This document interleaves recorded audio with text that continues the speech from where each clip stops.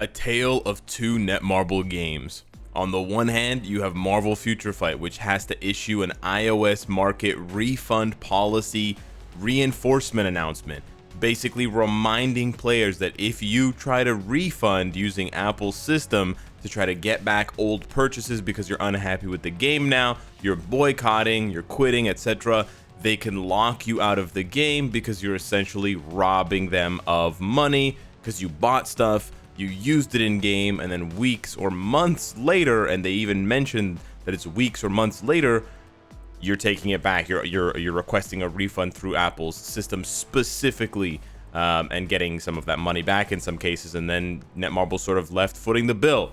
On the other hand, so that's pretty crazy that this is coming up again, because this has actually happened before in Marvel Future Fight. Who'd have thunk it?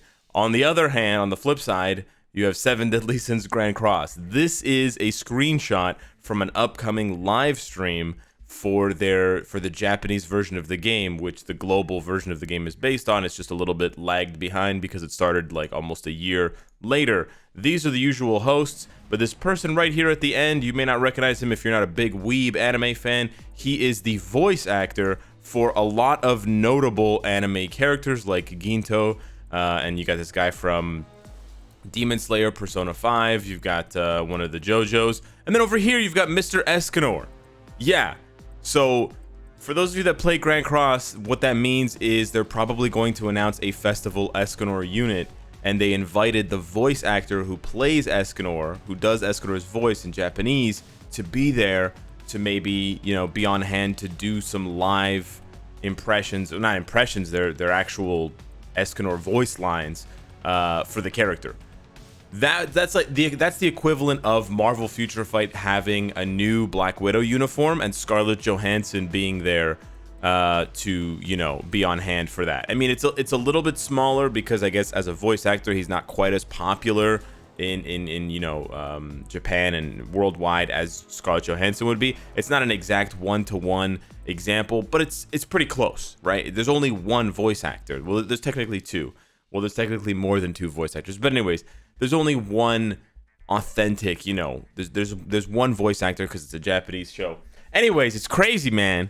It's crazy. So cool. So yeah, that was supposed to be like a 30-second joke. Hey guys, what's up? Welcome back to the channel. It's Cynicalex. And today I want to show you guys a quick little trick here. It's not quite quick, but it's a trick, and it's cool. And it's one of the gameplay mechanics that I actually thought I hated, but I actually kind of like, and I can appreciate the depth of, involving very, very high level clears of world boss. And the nice thing about this strategy is that you can dial down the difficulty and do it much faster. The downside to this strategy is that it's a very, very expensive strategy at the moment. At the moment, it's a very expensive strategy.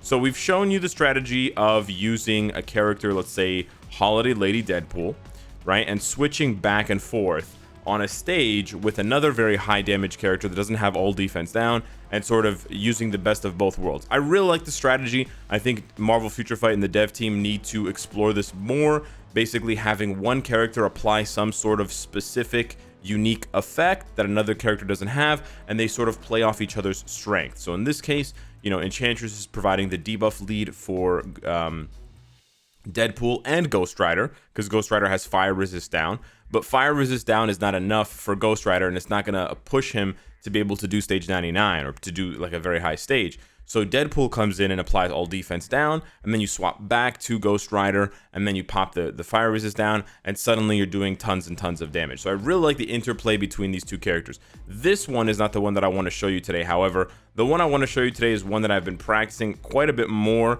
It's on Proxima specifically. For those of you wondering, I'm still stuck on 8 books.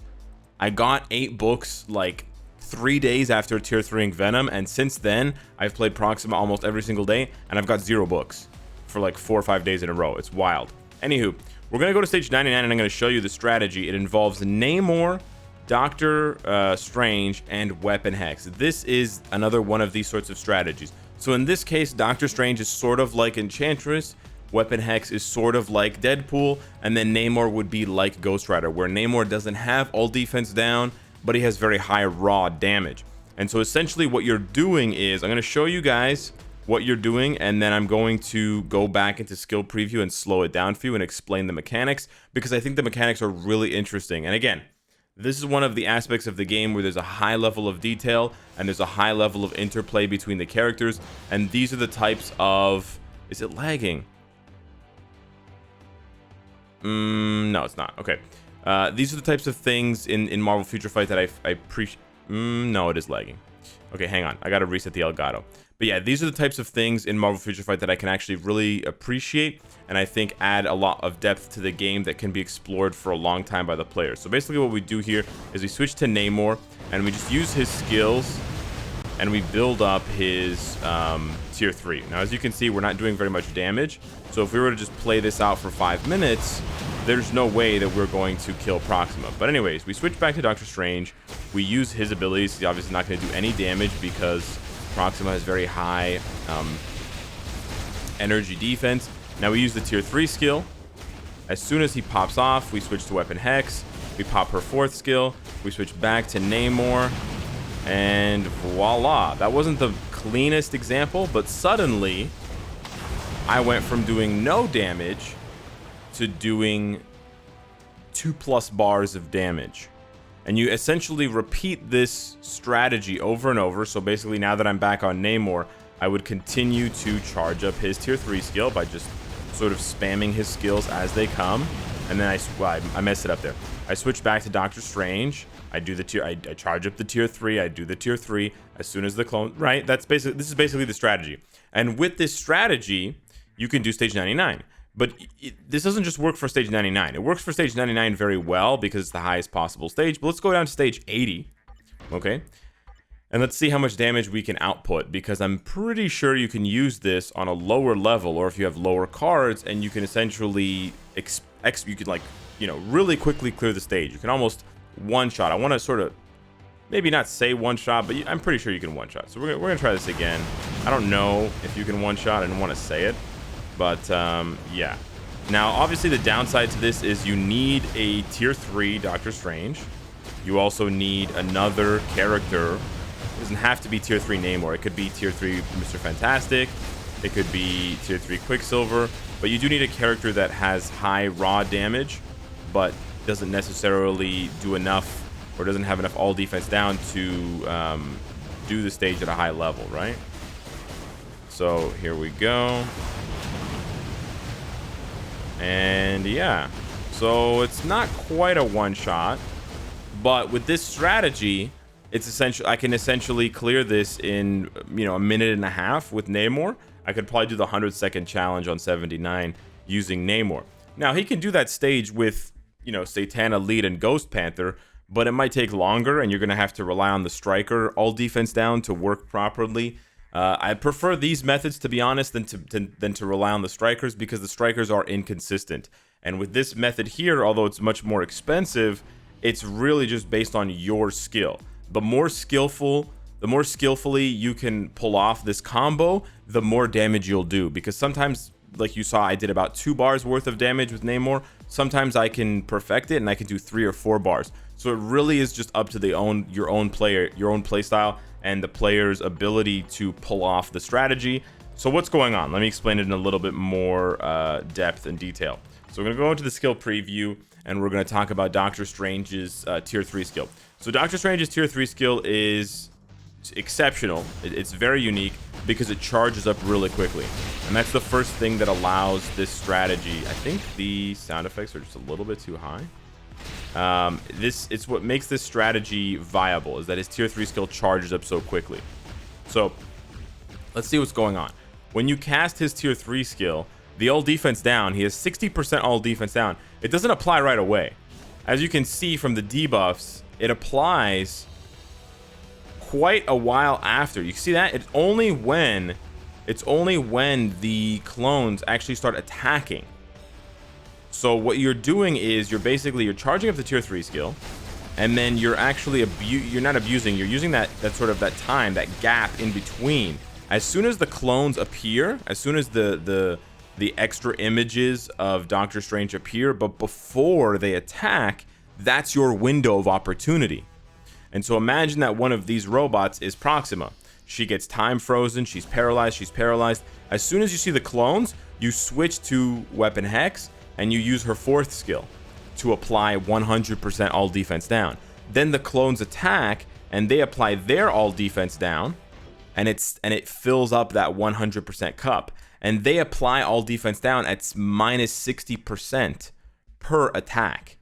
You can see it's this minus 60% all defense bracket stacks up to minus 60. So it stacks instantaneously. And so what that does is, it stacks in 2 attacks, right? Because 60 and 60 is 120, but you can only go up to 100 with Weapon Hex. So what that means is, in basically a blink of an eye, as soon as they start attacking, boom, they filled up the cup to 100%. And that's why when you switch over to Namor, you have a very small window of opportunity, because her all defense down only lasts 5 seconds. Doctor Strange's only lasts 4 seconds. But by the time you've switched and attacked, they're basically synced up at 4 seconds. So then when you switch to Namor, you have about 3.5 to 3 seconds, depending on how quick you can be. You have about 3 seconds to dish out as much damage as possible with the 100% damage window. So it works with Namor. It works really well with Mr. Fantastic tier 3.